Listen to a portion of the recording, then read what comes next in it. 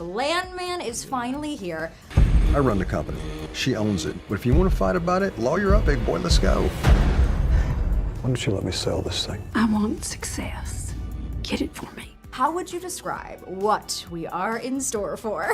I mean, can you really put it into... I think you're in store for an excellent wild...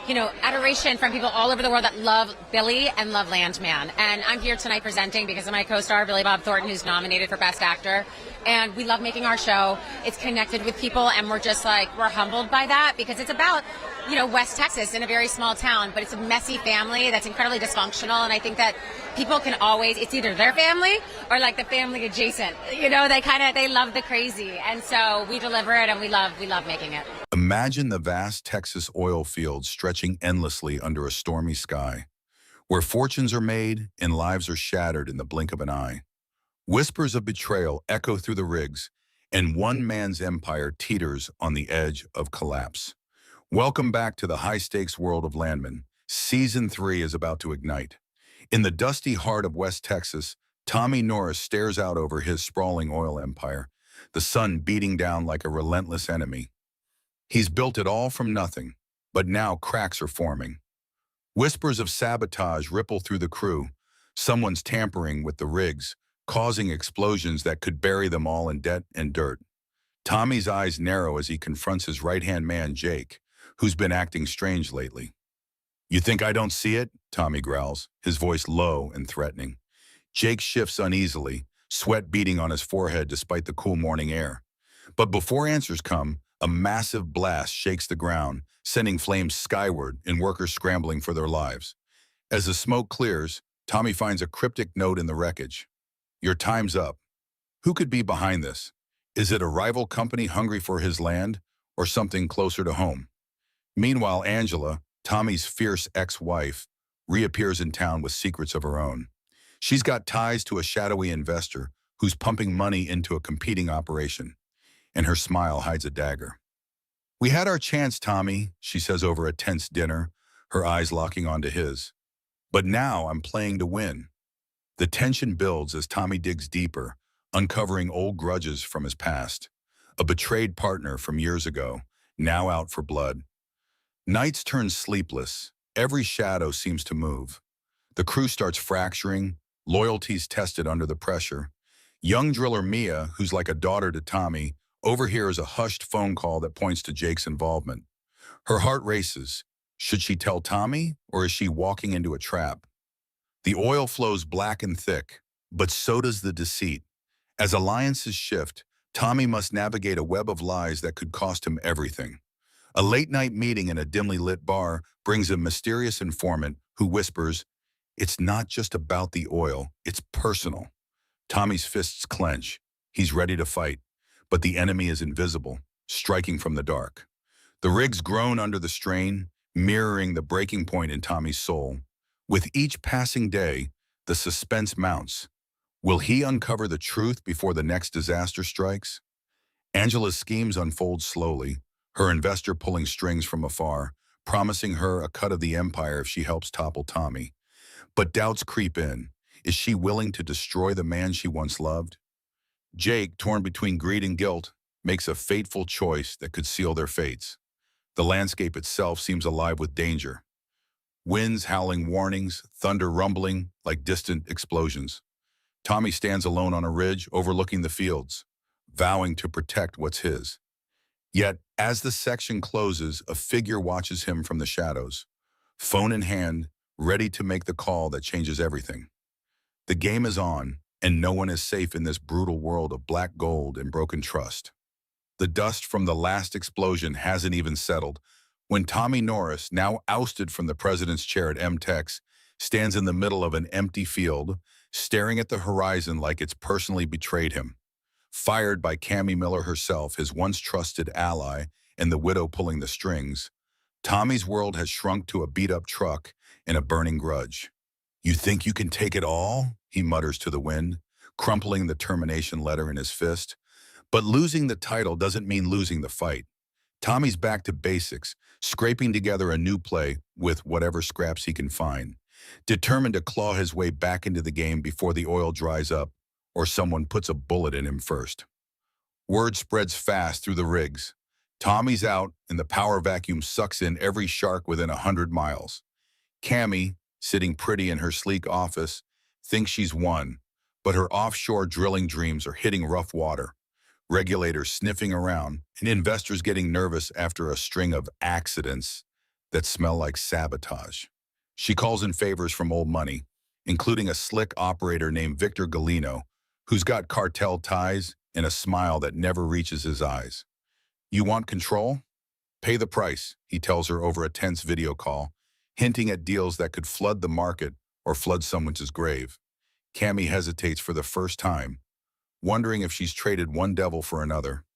Meanwhile, Cooper Norris, Tommy's son, steps up in ways no one expected. Fresh off his junior Landman gig, he's now navigating M-Tex's chaos from the inside, torn between loyalty to his dad and the paycheck that keeps his fiancée, Ariana, safe. After that brutal bar fight where he defended her from an attacker, Cooper's got a target on his back too. He overhears whispers in the break room. Jake's name keeps coming up, linked to the rig tampering and now maybe to Cammy's inner circle. Cooper confronts Jake in the dead of night by the flare stack, flames lighting their faces like Judgment Day. If you're selling us out, it'll end bad for you, Cooper warns, voice steady but eyes fierce. Jake laughs it off, but his hands shake. The betrayal runs deeper than anyone guessed. Jake's been feeding info to a rival outfit, desperate for cash after bad bets on side deals. Angela re-enters the fray like a storm front, showing up at Tommy's rundown trailer with Ainsley in tow. Their daughter, still wild and rebellious, begs her parents to stop the war before it destroys what's left of the family. Angela's not there for reconciliation. She's got her own angle, partnering quietly with a green energy firm that's eyeing the same land for wind farms. Oil's dying, Tommy. Adapt or get buried, she says, her tone sharp, but laced with old pain. Tommy scoffs, but the words stick.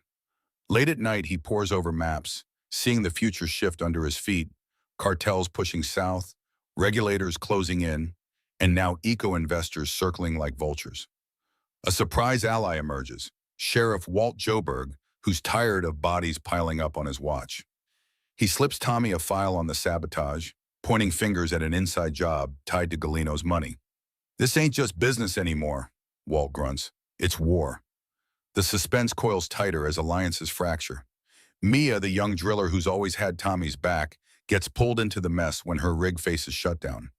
She discovers planted evidence that could frame her for the explosions, forcing her to choose, run or fight. She chooses fight, racing to Tommy with proof that Jake's phone records link him to anonymous calls right before each blast. Tommy's rage boils over. He corners Jake at a remote pump site, the two men facing off under a blood-red sunset. "Way by you," Tommy demands. Jake breaks, admitting he was blackmailed after gambling debts snowballed. But before he can name the real puppet master, headlights flood the scene. Gunshots crack the air. Jake drops, clutching his side. Tommy dives for cover, heart pounding. Who pulled the trigger? Was it Galino cleaning house or Cammy tying up loose ends? As night falls, Tommy hauls Jake to safety, but the damage is done. The empire he helped build is fracturing, family bonds straining, and the next move could be his last.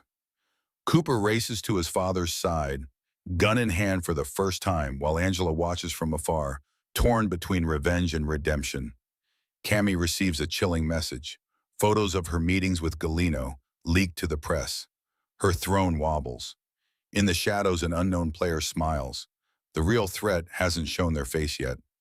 The oil keeps pumping, black and unforgiving. But the blood is starting to mix in. Tommy grips the wheel of his truck, driving into the darkness, whispering, "This ain't over." The rigs light up the night like beacons of war, and season 3 is just getting started. The blood on the ground at the pump site hasn't dried yet when Tommy Norris drags a wounded Jake into the back of his truck, tires spinning dust as they race toward the nearest hospital under a moonless sky. Jake's confession hangs heavy, blackmailed into the sabotage, debts to dangerous people, but he dies before naming the mastermind, leaving Tommy with more questions than answers and a fresh corpse in his rear view. Sirens wail in the distance as Tommy vanishes into the backroads, knowing the sheriff's already on his tail, and Cammy Miller's fingerprints are all over this mess. Back at MTech's headquarters, Cammy paces her glass-walled office, staring at leaked photos of her secret meetings with Victor Galino splashed across industry forums. Her empire's cracking. Investors pull back. Regulators circle like buzzards. She slams her fist on the desk. "Find out who leaked this," she orders her assistant, voice ice cold. But deep down, she knows the leak came from inside, maybe even from her own son, who's been distant since Monty's death. Cooper Norris, gun still warm in his pocket from the shootout, arrives at the hospital too late. He finds his dad gone, Jake's body covered in a sheet, and a deputy asking hard questions. Cooper lies smoothly, buying time, but his mind races. Dad's out there alone, hunted, and the family's falling apart. He heads to Ainsley's place, where Angela's already waiting, Ainsley in tears over the chaos. Angela's green energy deal is heating up. Her partners want the Norris land for turbines, promising big money if Tommy signs over rights. This could end the fighting, Angela tells Cooper, but her eyes betray doubt. Can she really betray Tommy again? Cooper shakes his head. Dad won't quit oil, it's in his blood. The argument escalates. Ainsley storms out, yelling that she's done with both sides.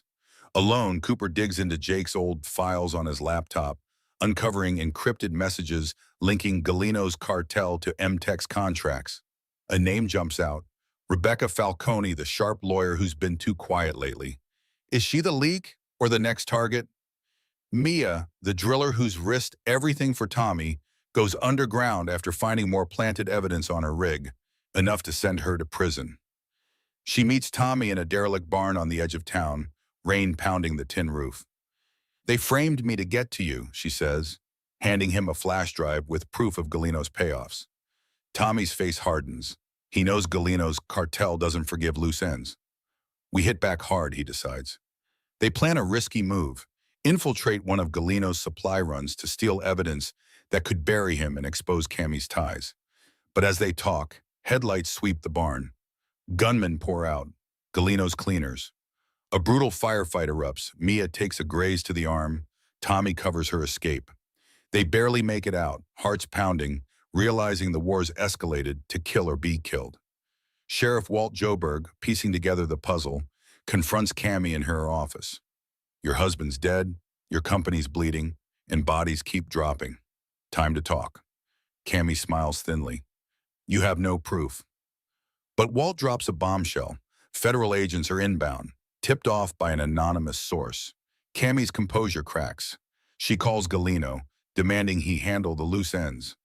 Galino, lounging in his fortified compound south of the border, laughs. "You started this dance, Senora. Now we finish it my way." He orders a major play. Flood the market with cheap oil to crash prices, forcing MTechs into bankruptcy, while his rivals scoop up the leases. Cammy realizes too late she's in over her head. Tommy, bandaged and furious, gathers what allies remain. Cooper, Mia, even a reluctant Angela who shows up with intel from her green contacts. Galino's been buying politicians to block regulations. The group meets in a remote cabin, maps spread out, tension thick. "We take down Galino, we save the company and the family," Tommy says. Cooper nods, but Angela hesitates. "And if we fail?" Tommy meets her eyes. "Then we all go down together." As they finalize the plan, a phone buzzes. Anonymous text to Tommy. "Your father's coming. He knows everything." T.L. Norris, Tommy's estranged dad, long thought out of the picture, is riding back into town with old grudges and new leverage. The noose tightens. Betrayals multiply. Shots ring out in the night. And every choice could be the last. The black gold flows, but the price in blood rises higher. Tommy stands at the window watching lightning split the sky, whispering, "Bring it on." The storm is here, and season 3 barrels toward its breaking point. The storm breaks over West Texas like judgment itself, lightning cracking across the rigs as Tommy Norris stands in the pouring rain outside a rundown motel, staring at the door where T.L. Norris, his long estranged father, waits inside. The old man, grizzled and unbowed, opens the door with a shotgun in hand, eyes cold. "You finally came crawling back," T.L. rasps. Tommy steps in without a word, the weight of decades between them thicker than the oil sludge under their boots. TL knows everything. The sabotage, Galino's cartel, Cammy's double dealing, even Tommy's new rogue company born from the ashes of M-Tex. You built an empire and lost it in the same breath, TL says. Now you want my help? Tommy's jaw tightens. I want what's mine, and I want them to pay. Inside the cabin where the fractured allies hide, the plan solidifies into something desperate and deadly. Cooper, Mia, and Angela pore over stolen documents from Galino's operation. Proof of bribes, rigged leases, and a pipeline deal that could crash the entire regional market if it goes through. Angela's green energy partners have gone silent, scared off by cartel threats, leaving her no choice but to side fully with Tommy. I never wanted this war, she admits, voice breaking for the first time. But if we don't end it, it'll end us. Cooper, hardened by the violence, volunteers for the riskiest part, sneaking into Galino's compound south of the border to plant trackers on his trucks. Mia backs him up, her loyalty to Tommy now unbreakable. We've got one shot, Tommy tells him. Miss it, and we're all buried in the Permian. Cammy Miller, cornered in her office as federal agents knock, makes her last play. She reaches out to Tommy through a back channel, offering a truce. Hand over his new leases, and she'll clear his name, pin everything on Galino. Tommy meets her in an abandoned drilling site at dawn, the rig's silent ghosts around them. You fired me, framed my people, got Jake killed, he says flatly. Cammy's eyes flash with regret and defiance. I did what I had to for the company, for survival. Tommy leans in close. Survival ain't worth the blood on your hands. He walks away, leaving her with a warning. The feds are coming, and so am I. Behind her, Victor Galino's men watch from the shadows. Loyalty bought, but not forever. The climax builds like pressure in a capped well. Cooper and Mia cross the border under cover of night, hearts hammering as they evade patrols and slip into Galino's yard. They plant the devices, grab a laptop with incriminating files, but alarms blare, betrayed by an inside tip. A chase erupts through dusty roads, bullets flying, Mia's truck spinning out. Cooper drags her to safety, both wounded but alive, racing back north with the evidence. Meanwhile, Tommy confronts TL one last time in the old family homestead, now half ruined by time. You walked out when I needed you most, Tommy accuses. TL lowers the shotgun.